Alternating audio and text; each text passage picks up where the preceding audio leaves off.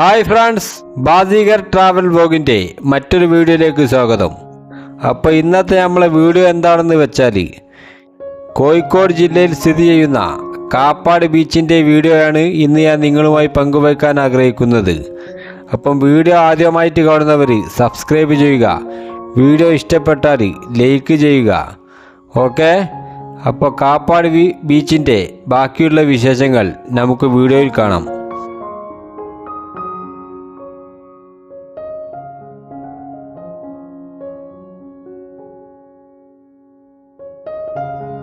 കേരളത്തിലെ കോഴിക്കോട് ജില്ലയിൽ ചരിത്ര പ്രധാനമായ കടൽ തീരമാണ് കൊയിലാണ്ടിക്കടുത്തുള്ള കാപ്പാട് കടപ്പുറം.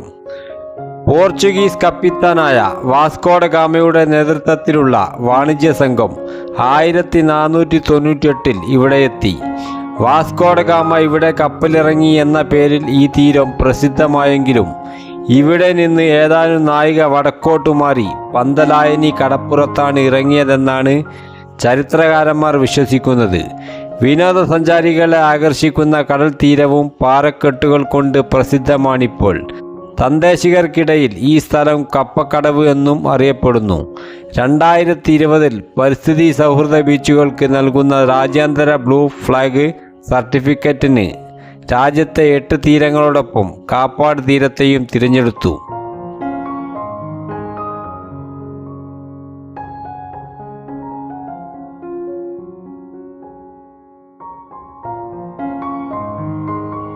ദിനം പ്രതി നൂറുകണക്കിന് ആളുകൾ സന്ദർശിക്കുന്ന ഒരു പ്രധാന ടൂറിസ്റ്റ് കേന്ദ്രമാണ് കാപ്പാട് ബീച്ച്. മലബാറിലെ പ്രദേശങ്ങൾ സന്ദർശിക്കുന്ന സ്വദേശികളും വിദേശികളുമായ ടൂറിസ്റ്റുകൾ അവരുടെ സന്ദർശന പട്ടികയിലെ ഒരു പ്രധാന വിനോദസഞ്ചാര കേന്ദ്രമാണ് കാപ്പാട് ബീച്ച്. തദ്ദേശീയരും സമീപ പ്രദേശങ്ങളിലുള്ളവരും വൈകുന്നേരങ്ങളിലെ ഒരു വിശ്രമ കേന്ദ്രമായി കാപ്പാടിനെ കണക്കാക്കുന്നു. സഞ്ചാരികളെ ആകർഷിക്കാൻ തക്ക സുന്ദരവും വ്യത്യസ്തവുമായ കടൽ തീരം കൊണ്ട് അനുഗ്രഹീതമാണ് കാപ്പാട് ബീച്ച്. വാസ്കോഡ് ഗാമയുടെ സ്മരണാർത്ഥം ബീച്ചിൻ്റെ വടക്കേ അറ്റത്ത് കാപ്പാട് ബസാറിലേക്കുള്ള ജംഗ്ഷനിൽ ഒരു സ്മാരക സ്തൂപം സ്ഥാപിച്ചിട്ടുണ്ട്. ഇവിടെ ഒരു മ്യൂസിയവും സാംസ്കാരിക നിലയവും സ്ഥാപിക്കുമെന്ന് ടൂറിസം വകുപ്പ് ഈയിടെ പ്രഖ്യാപിക്കുകയുണ്ടായി.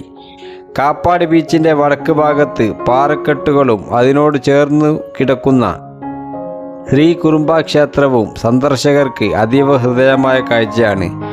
ഒറുപ്പൊട്ടുകാവ് എന്നറിയപ്പെടുന്ന ഈ പുരാതന ക്ഷേത്രം തദ്ദേശീയരായ മുഗയന്മാരുടെ പ്രധാന ആരാധനാ കേന്ദ്രമാണ്. തെക്കുഭാഗത്ത് കാറ്റാടിമരങ്ങൾ നിറഞ്ഞ കടൽ തീരം വിനോദസഞ്ചാരികൾക്ക് കടൽ കാറ്റേറ്റ് വിശ്രമിക്കാനുള്ള സൗകര്യം നൽകുന്നു. കേരള ടൂറിസം ഡെവലപ്മെൻറ്റ് കോർപ്പറേഷൻ പണി കഴിപ്പിച്ച ഒരു റിസോർട്ട് ബീച്ചിൻ്റെ തെക്കുവശത്ത് പ്രവർത്തിക്കുന്നുണ്ട്. ചേരമാൻ റിസോർട്ട് എന്ന ഒരു സ്വകാര്യ റിസോർട്ടും പണി പൂർത്തിയായി വരുന്നുണ്ട്. വൈകുന്നേരങ്ങളിൽ പ്രത്യേകിച്ച് വാരാന്ത്യങ്ങളിൽ ഈ ബീച്ചിൽ നല്ല തിരക്കനുഭവപ്പെടാറുണ്ട്. ഇപ്പോൾ സഞ്ചാരികളുടെ സുരക്ഷിതത്വത്തിനായി താൽക്കാലിക പോലീസ് സംവിധാനവും ഇവിടെ ഏർപ്പെടുത്തിയിട്ടുണ്ട്.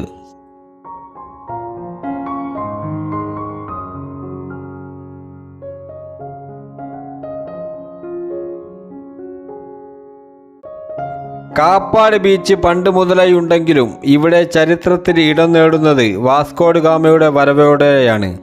യൂറോപ്പും കേരളവും തമ്മിലുള്ള ബന്ധം വളരുന്നതും പിന്നീട് തളരുന്നതും ഇതിനു ശേഷമാണ്.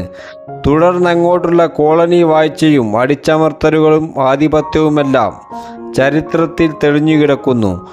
കോഴിക്കോട് യാത്രയിൽ തീർച്ചയായും സന്ദർശിക്കേണ്ട ഒരു വിനോദസഞ്ചാര കേന്ദ്രമാണ് കാപ്പാട് ബീച്ച്.